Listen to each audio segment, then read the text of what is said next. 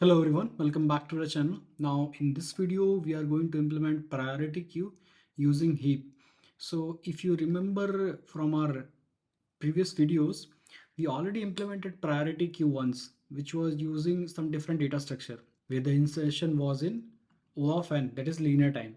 But if you implement priority queue using Heap, right, this whole implementation of priority queue using Heap is nothing but a wrapper on top of Heap. Okay, we are going to use the same heap, perform the same insertion deletion operation, but you will use the object of priority queue.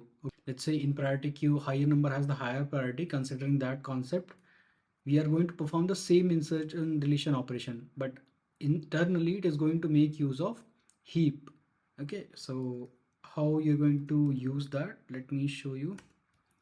So if you have public, let me create a heap here. So alpha heap that we created just now, heap is equal to new heap, obviously our alpha heap only. So this is the heap that we implemented just now. This is the one. Okay, this implemented in our last few videos. Okay, now in this one let's implement those methods. Public void insert int value, right? It's going to do nothing. Heap dot insert and the value. That's it. You are done with your insert method.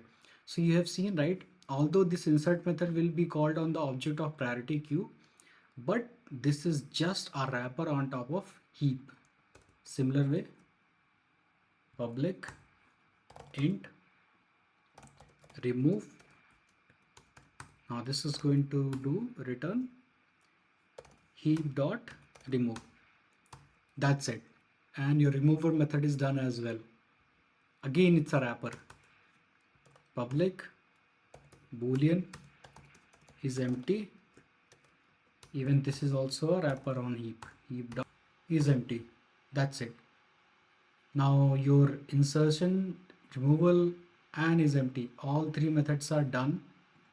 And so as your implementation of priority queue using heap. Okay. So this is the main line that you have to remember. If you have a lots of insertion and less deletions, then you're supposed to use this implementation of priority queue using heap.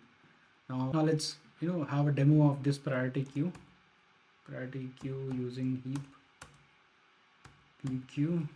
Okay, new priority. Let me add some values here. So as you can see, I have named the methods insert and remove, right? Ideally in terms of queue, we don't use insert and remove, right? We use nq and dq. So let me rename that nq and let me make this as dq. Now I'm doing some of these insertions and then I'm removing one. So let's see the structure till this point. I'm debugging. So if it's a maxi, we're supposed to have 50 on top and we have 50 on top. And then if we go ahead and do the removal, now we are supposed to have 47 on top and we have 47 on top. So our operations of these insertion and removal, which is nq and dq, are working perfectly fine. And this is how you implement priority queue using heap, the simplest implementation out there. Okay, so that's all I wanted to explain as part of this video, and see you in the next one.